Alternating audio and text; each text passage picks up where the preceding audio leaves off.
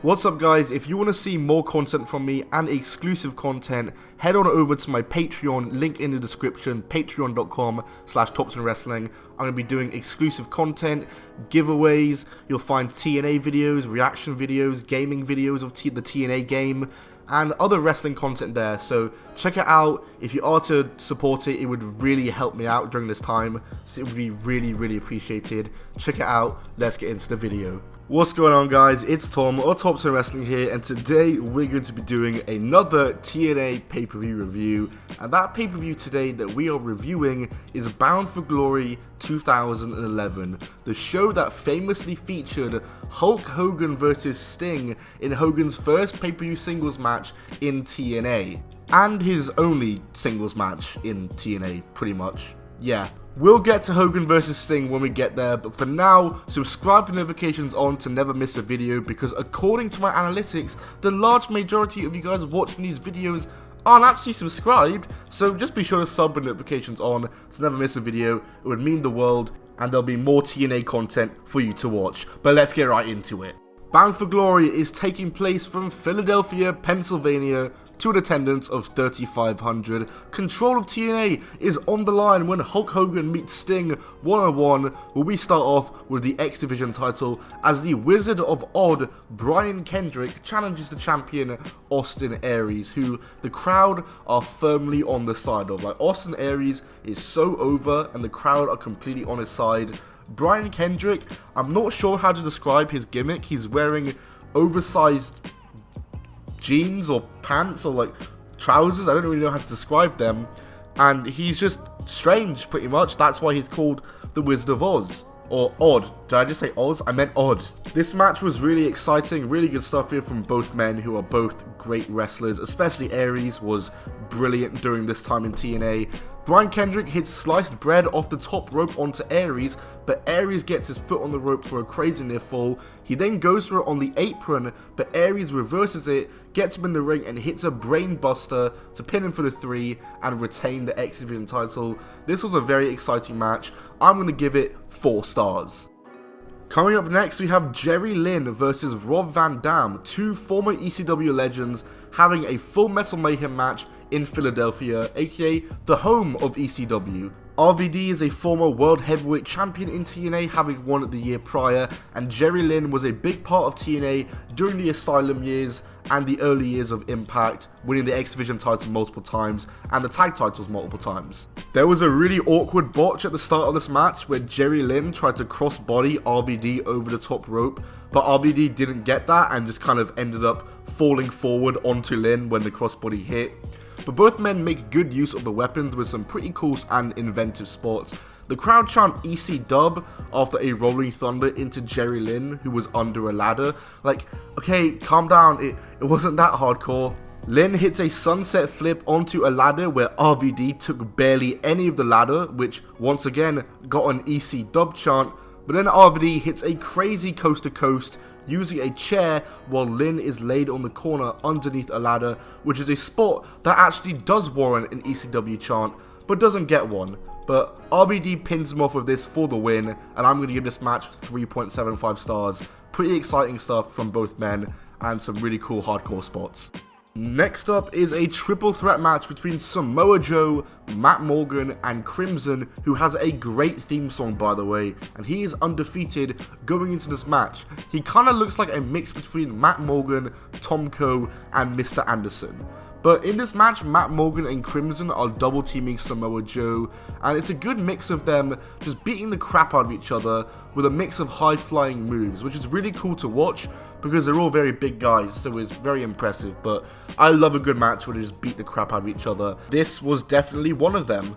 Matt Morgan and Crimson would of course eventually turn on each other and come to blows, and the finish sees Morgan go for the carbon footprint but actually go for a knee. He hits it, gets awkwardly stuck in the rope somehow, and then Crimson hits the spear on Joe to win. So 3 stars, really weird finish, but decent match overall. Mr. Anderson versus Bully Ray in a Philadelphia street fight is next. Pre-match interview with Bully Ray is one of the worst interviews I've ever seen, where Bully Ray says that he's exploited Philadelphia for 15 years, Philadelphia's full of white trash, and he says he has been raping its fans, which I had to do a double take when I heard it. 2011 was a very different time. The match starts out like every other standard hardcore match. They start fighting around the ring, outside, they use chairs, they use the steps. Eventually they start fighting on the stage, and Bully Ray brings down Anderson's mic, and this is Philly and hypes up New York to some loud boos. Bully Ray eventually starts bleeding after Anderson busts him open, and the two start fighting backstage. Bully Ray hits Mr. Anderson with a pile driver, a very weak looking one I must say, on the concrete to a near fall. They make their way back to the ring, and Bully Ray gets backdropped onto a steel guardrail that Anderson brought into the ring. Anderson then goes for a senton while Ray is laid on it, but misses and eats the guardrail completely. Bully Ray puts Anderson through a table with a full Nelson, but Anderson kicks out. Anderson hits the mic check onto the guardrail, but Bully kicks out too. And the finish sees an absolutely awful botch as Mr. Anderson lays out Bully onto a table outside, climbs the top rope, hits a swanton bomb, completely misses it. Bully Ray stays on the table, it doesn't break. He then gets up and hits a mic check on Bully Ray through the table to win the match then. Awkward finish, but good match regardless. I say 3.5 stars. Eric Bischoff is backstage with referee Jackson James, who will be officiating Hogan vs Sting, and Bischoff says to James that he needs to make sure that Hogan wins. But the big reveal in this segment is that they call each other dad and son, revealing that Eric Bischoff is actually Jackson James's father. Whoa, what a swerve! Next up, for the Knockouts title, it's a 4-way match between Velvet Sky, Madison Rayne, Mickie James, and Knockouts champion Winter, formerly known as Katie Lee Burchill in WWE, and she is accompanied by Angelina Love, where basically they were in a storyline where Love had been brainwashed by Winter, and it was really weird. Winter has a great theme song though, which is good, and the guest referee is Karen Jarrett. Now, this wasn't a 4-way match. This was a one-on-one match where two people were in the ring facing each other, obviously, and the other two were on their apron, and they had to tag in to get in the match. It was really dumb. Karen Jarrett and Madison Rayne have an alliance going on, by the way, so whenever someone else is in a pinfall, Karen Jarrett finds a way to not count it, such as tying her shoelace or whatever, and this match was not good, like really not good. The rules didn't help, nor did Jarrett and Rayne's alliance. I was so bored during this match that I spent about 5 minutes trying to figure out if the guy in the front row was actually Shaggy 2Dope or not. At one point, Karen Jarrett gets blinded, and Tracy Brooks runs out, who's Karen's assistant, and who was told not to come to the ring. It all just gets overcomplicated. Velvet Sky hits a double underhook facebuster onto Madison Rayne and pins her, with Tracy Brooks counting the 3 for Velvet Sky to win and become the Knockouts champion. I'm going to give this match half a star, probably half a star. Next up is Christopher Daniels versus AJ Styles in an I Quit match. They show a nice little recap of their history, going all the way back to the Asylum days, and it blows my mind that Daniels never won the TNA World title.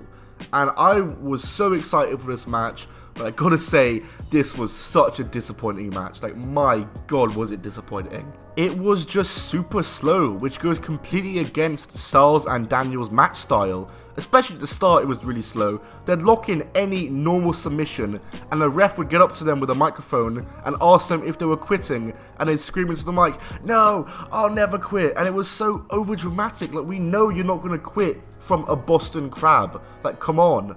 Daniels hits the BME on AJ Styles and then gets on the mic and starts talking about Wendy. He did it before it was called Samoa Joe.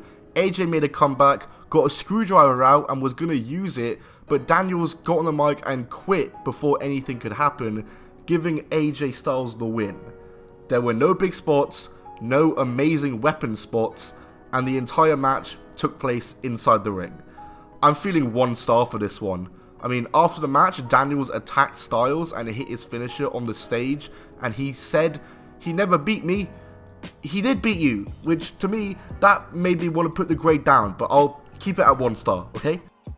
Up next, Jarrett comes out. He calls out Jeff Hardy and says that he told Hardy not to come out to Philadelphia, but apparently Hardy is in the city, and he says that 9 out of 10 TNA fans that Jarrett spoke to didn't want Hardy to wrestle for TNA ever again. Hardy then comes out and starts beating up Jarrett. There's a big brawl that ensues, and security, referees, road agents, etc. have to come out and break it up. A classic brawl with the breakup.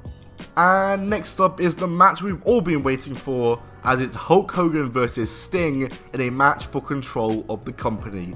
This is Hogan's first major singles match on a major stage since his infamous match against Shawn Michaels at SummerSlam 2007, where HBK oversold everything. And it's only his second and last match in TNA, his first match being a tag match on an episode of Impact in 2010, where it was him and Abyss against Ric Flair and AJ Styles. But this is a completely different ballgame, as it's a one-on-one on TNA's biggest pay-per-view. Hulk Hogan is 57 and Sting is 52. Let's see how this one goes. The match starts out, and the first thing that happens is Hulk Hogan signals to the ramp and Flair's music hits, and out comes Ric Flair, meaning the odds are very much stacked against Sting, with Hogan and Flair there beating him up, and Bischoff's referee son, Jackson James, not doing anything to help Sting and letting it all happen. Hogan and Flair beat him up, they low blow him, they use weapons on him, and of course the ref does absolutely nothing. Sting was busted open quick after Hogan stabbed him in the head with some sort of object many times, but Sting does make a comeback and spikes Hogan with the weapon, who in turn starts bleeding too, so both men are just covered in blood. Sting locks in the Scorpion Deathlock and Hogan taps out, but since the referee is on Hogan's side, he refuses to ring the bell, but then he just does ring the bell, and Sting wins in a very abrupt finish. After match, Flair beats up Sting and Immortal come out with chairs and they start beating up Sting too.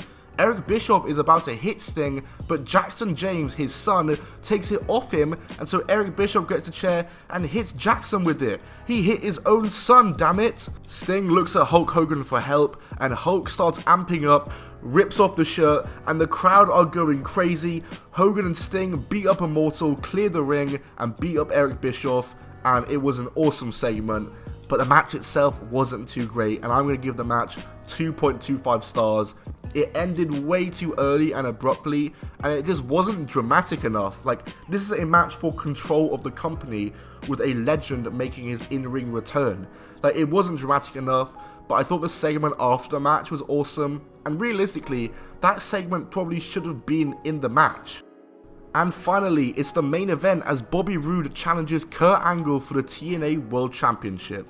The story being told in this match was awesome. The story was that Bobby Roode has been in TNA for 13 years and has never won the world title, and he's just desperately trying to win this match, and because of that it means he's locking in many submissions, trying to get him to tap out, pinning him after nearly every move, which means there's lots of near falls and many convincing near falls where I really thought the match was going to end. Really good stuff from both men here. At one point, Angle low blows Roode while the ref isn't looking, hits the Angle slam, and Roode kicks out in an insane near fall.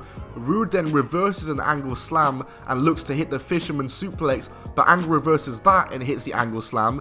He gets the 3 while using the ropes for leverage, and while Roode's hand was under ropes to win the match by nefarious means, and Roode has been completely screwed. I'm going to give this match 4 stars, and I just realized that that rhymed. Overall, I'm going to give this show 3.75 stars. A really strong beginning with the Austin Aries versus Kendrick, RVD Lynn, the 3-way, Anderson, Bully Ray, but in the middle with the women's match, Hogan, Sting, Styles and Daniels were all really poor matches. Well, Hogan versus Sting wasn't poor, it was just a below average really. But it came back up with a very strong main event, so I think 3.75 stars is a pretty fair rating to go with. But that's going to do it for this video, guys. If you did enjoy, smack the like button. Thank you all so much for the support on this video. oh my god, my takeaway is here. I meant to say channel, not video. My channel, as of late, has been doing so well in terms of numbers and subscribers. So thank you all so much for the support. It means a lot during this time. Check out my Patreon, link in the description. Check out my Twitter at Top 10 Wrestling. My Instagram is at I'm Tom Bell. I need to pick up my takeaway. Sub notifications on. I'm speaking so fast right now. Goodbye and keep on rolling.